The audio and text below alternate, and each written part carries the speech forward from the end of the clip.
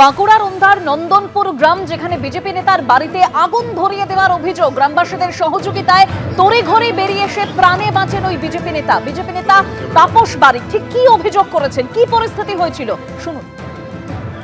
তাপস বারিক তার বাড়িটার সামনে দাঁড়িয়ে কান্নাকাটি করছেন, কারণ তার বাড়িটার এই মুহূর্তে কার্যত কোনো অস্তিত্বই নেই। তাপস, কি হয়েছিল সেদিন?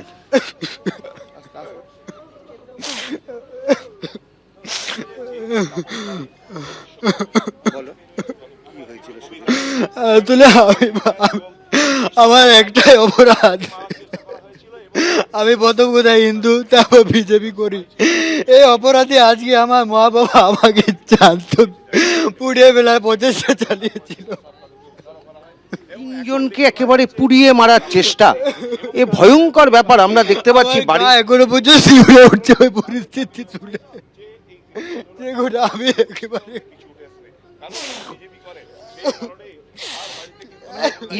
এরকম ভাবনা, মানে তিনজন ঘরের মধ্যে ছিলে,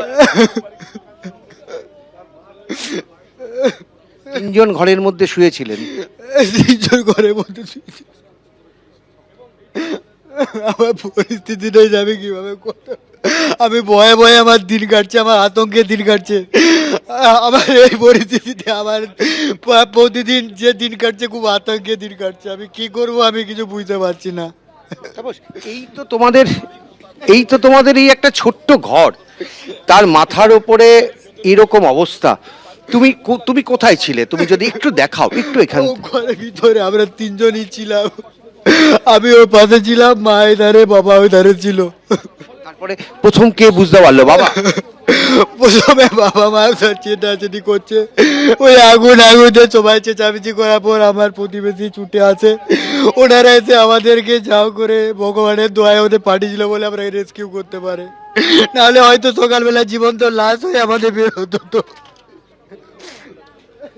এই মুহূর্তে বাড়ির সামনে দাঁড়িয়ে সেদিনের ঘটনা বর্ণনা করতে গিয়ে রীতিমতন কান্নায় ভেঙে পড়ছেন, একরাশ আতঙ্ক।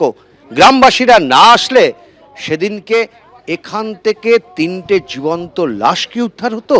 গ্রামবাসীদের মনে এখনো এটাই সবচাইতে বড় প্রশ্ন, কারা করলো? এর পেছনে আসল উদ্দেশ্য কি? কি কারণে 3জন মানুষকে ঘরের মধ্যে জীবন্ত অবস্থায় পুড়িয়ে মারার চেষ্টা হলো? এর পেছনে কারা কারা যুক্ত? কেন এখনো পর্যন্ত পুলিশ কাউকে গ্রেফতার করতে পারল না? এতদিন বাদে কেন ফরেনসিক টিম এসে এখানে পৌঁছলো? অনেকগুলো প্রশ্ন এই মুহূর্তে গ্রামবাসীদের মনে। এর উত্তর তারা চান প্রশাসনের কাছ থেকে।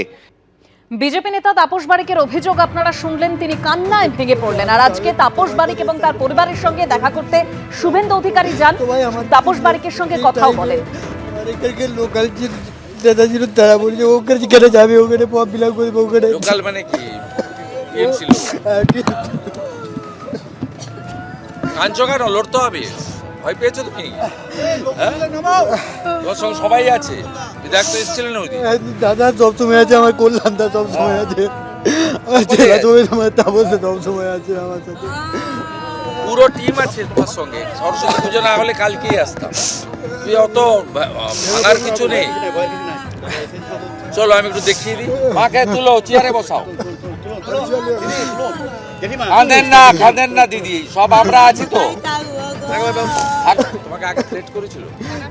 আমি যখন আগে এখানে আমি গ্রামের সবাইকার এসআইয়ের ফর্ম ফিল আপ করে দিচ্ছিলাম, সবাই আমার কাছে নিয়ে আসছিল। সেই টাইমে আমার এখানকার লোকাল যে দাদা ছিল, তারা বলছে ওখানে যেখানে যাবে ওখানে ফর্ম ফিল আপ করবে। ওখানে লোকাল মানে কি ছিল?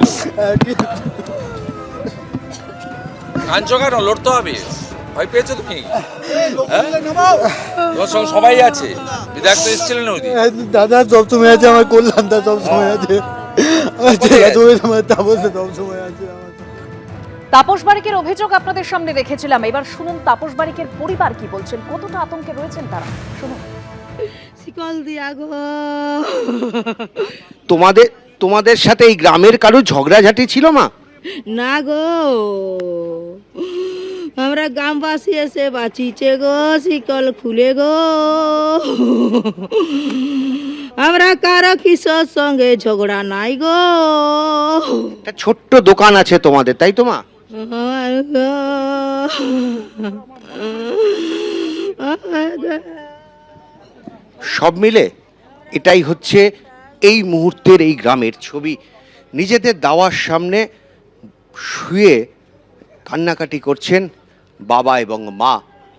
আমরা স্বামী স্ত্রী ছেলে শুয়ে আছি মধ্যরাতে, আচমকা পেরুল দিয়ে ফাউড়িয়ে আর এই আগুন ধরিয়েছে। পেরুলের গ্যাস পেয়ে আমরা চেঁচামেচি করেছি। আমরা গ্রামবাসী এসে বাঁচিয়েছে, আমরা নাহলে বাঁচতাম নাই। আমরা মরা দেহগুলো আমরা সকালে তুলতে, গ্রামবাসী এসে আমরা বাঁচিয়েছে গো। আপনাদের বাড়ি কেন টার্গেট করা হলো, কেন আপনার বাড়িতে বেছে নেওয়া? আমার ছেলেটা দোষের মধ্যে বিজেপি করতে গেছে গো। মা গো, ও আর কিছু নাই গো। একেবারে কিচ্ছু পড়ে নেই, সবটাই তো একেবারে ধ্বংস হয়ে গেছি গো। আমরা তো ছাই হয়ে পড়ে থাকবো। এই মুহূর্তে শুভেন্দু অধিকারী কি বলছেন শুনবো। যে মানে কেন্দ্রীয় বাহিনী, যেমন আমি ব্যক্তিগত মত আমার, এই সরকার এই পুলিশ রেখে পশ্চিমবঙ্গে কখনো এসআইআর যেমন অচলাবস্থা করেছে, ভোটও করতে দিবেন। পুলিশকে মমতা ব্যানার্জি কার্যত জামাত বা গুন্ডাতে পরিণত করেছে। এই পুলিশকে দিয়ে কখনোই আপনি কিছু আশা করবেন না। আপনি 48 ঘন্টা পরে ফরেনসিক করতে এসছে। আপনি ভাবতে পারেন এখান থেকে বাঁকুড়া শহরে পুলিশের ফরেনসিক টিম তো বাঁকুড়া থেকে এসছে, নয় দুর্গাপুর থেকে এসছে। দুর্গাপুর থেকে এসছে। ক ঘন্টা লাগে আসতে? এখানে 3 ঘন্টা লাগে হার্ডলি। 22 তারিখে সারাদিন গেছে, কালকে গেছে, আজকে এসেছে। যেহেতু আমরা আসবো, আপনারা আসবেন, মিডিয়া ফোকাস হবে, এমপি আসবে, এমএলএ আসবে, জেলা প্রেসিডেন্ট আসবে, তাই আজকে লোক দেখানো করে নিয়ে গেছে। কাউকে অ্যারেস্ট করবে না। আর আমাদের লোকজন খুব অনেস্ট, তারা কারোর নামে অভিযোগ করেনি, দুষ্কৃতকারী লিখেছে, চোখে দেখেনি তো। আমরা একে শক্ত রাখবো। ও গ্রাম ছাড়বে বলছে, আমিও মাননীয় সাংসদ দুজনই বলেছি, না গ্রাম ছাড়ার ব্যাপার নেই, তোমাকে নিরাপত্তা আমরা দেব। আমরা ঘর রিপেয়ারিংয়ের জন্য ভারতীয় জনতা পার্টির পক্ষ থেকে আজকে অর্থ দিলাম। দোকানটা শেষ করে দিয়েছে, অ্যাসেসমেন্ট করতে জেলা প্রেসিডেন্ট এবং এমএলএকে দিয়েছি। পুরো টাকা ভারতীয় জনতা পার্টি দেবে ওকে নতুন করে ব্যবসা চালানোর জন্য। আগামীকালই সিসিটিভি লাগাবো। ওর জেঠুর বাড়িতে 7 দিন থাকার ব্যবস্থা হচ্ছে। আগামীকাল সকালেই 7 দিনের রেশন আমরা পাঠাবো। সব ভারতীয় জনতা পার্টির দায়িত্ব। বিজেপি করতে গিয়ে তার এই অবস্থা হয়েছে। বিজেপি পুরো রেসপন্সিবিলিটি, যেটা আমাদের করার মধ্যে আছে। আসামি খোঁজার কাজ তো আমাদের নয়, পুলিশের। বাকিটা আমরা সবটাই করব, কমিট করে গেলাম। এবং আগামী 26 তারিখ পর্যন্ত দেখব, যদি পুলিশ এই মামলায় পজিটিভ তদন্ত না করে, অ্যাকশান না নেয়, 27 তারিখে তাপসকে নিয়ে পুলিশের বিরুদ্ধে আইনি লড়াই করব। আমরা এই পরিকল্পনা এবং এই সিদ্ধান্ত এখানে দাঁড়িয়ে দিয়ে গেলাম। এবিপি আনন্দ, এগিয়ে থাকে, এগিয়ে রাখে।